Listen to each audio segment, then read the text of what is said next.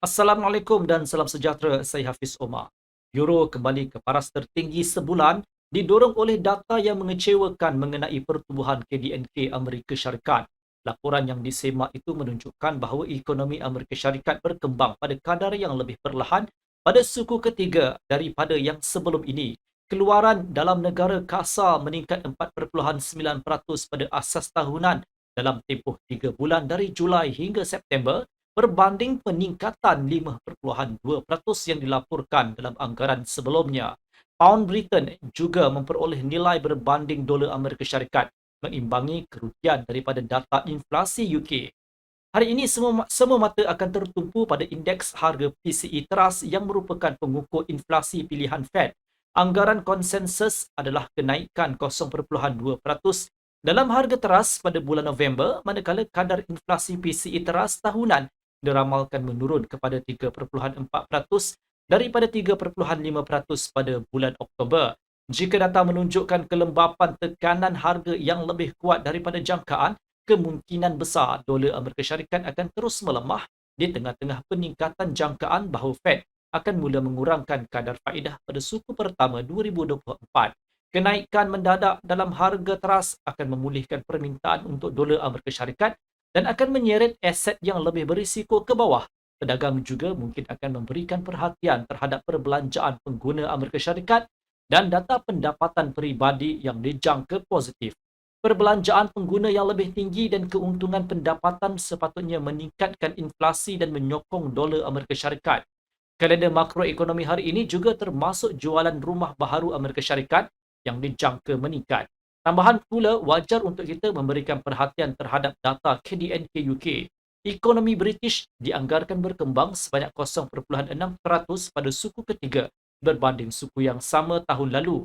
Pada asas suku ke suku, KDNK dianggarkan tidak menunjukkan pertumbuhan pada suku ketiga. Statistik yang suram boleh memburukkan lagi kebimbangan kemelesetan di negara itu. Sementara itu, Bank of England menafikan tanda-tanda kemelesetan, mengekalkan kadar faedah yang tinggi. Menurut data terkini, inflasi UK telah berkurangan dengan ketara yang boleh menyumbang kepada pertumbuhan ekonomi yang lebih kukuh di negara itu. Sekarang mari kita beralih kepada analisis teknikal. Menurut carta Euro US dollar 1 jam, kenaikan diikuti dengan false breakout pada 1.1009 akan mewujudkan isyarat jual sekaligus mengheret euro turun sehingga 1.0972. Jika harga membentuk false breakout pada tanda ini berikutan data lemah dari Amerika Syarikat, isyarat beli akan dijana dan euro akan meneruskan kenaikan. Jika harga menembusi 1.1009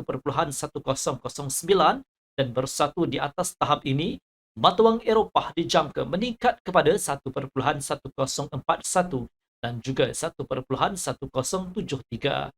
Pada tahap 1.1073, saya cadangkan untuk melakukan penjualan di rebound dengan jangkaan pembetulan intraday 25 sehingga ke 30 pips.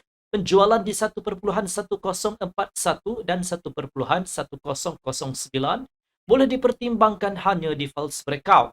Dalam senario penurunan harga, jika harga tetap di bawah 1.0972 di tengah-tengah data yang menunjukkan inflasi yang semakin pantas di Amerika Syarikat, pasaran akan menyaksikan penjualan dengan euro menurun sehingga 1.0937 dan mungkin 1.0909. Pada tahap 1.0909, anda disyorkan untuk membuat pembelian di rebound dan ia bergantung pada pembetulan intraday 25 sehingga ke 30 pips. Pembelian di 1.0937 yang merupakan sempadan di bawah julat sisi dan 1.0972 akan relevan sekiranya berlaku false breakout. Bercakap tentang pound British, ia kini menuju ke 1.2693. Penembusannya di tengah-tengah statistik optimis tentang pertumbuhan KDNK UK akan membuka peluang untuk pembelian pasangan tersebut dengan jangkaan kenaikan sehingga 1.2725. Lebih-lebih lagi, sterling boleh mencapai 1.2758 sekiranya data menunjukkan inflasi yang mereda di Amerika Syarikat. Pada tahap ini, pedagang disyorkan untuk melakukan penjualan di rebound dengan jangkaan pembetulan intraday 25 sehingga ke 30 pips. Pembelian di 1.2725 dan 1.2693 boleh dibuka hanya di false breakout berikutan data pertumbuhan ekonomi UK yang lemah. Dalam kes ini, pasangan pound dolar berkemungkinan menurun sehingga 1.2657 jika kenaikan harga gagal untuk mendapatkan semula kawalan pasaran pada tahap ini. Mata wang British akan terus melemah kemudian meluncur ke 1.2613. Pada tanda ini, anda boleh membuat pembelian di rebound dengan jangkaan pembetulan intraday 35 sehingga ke 40 pips. Sekian video analisis dari saya Hafiz Omar dan semoga berjumpa lagi.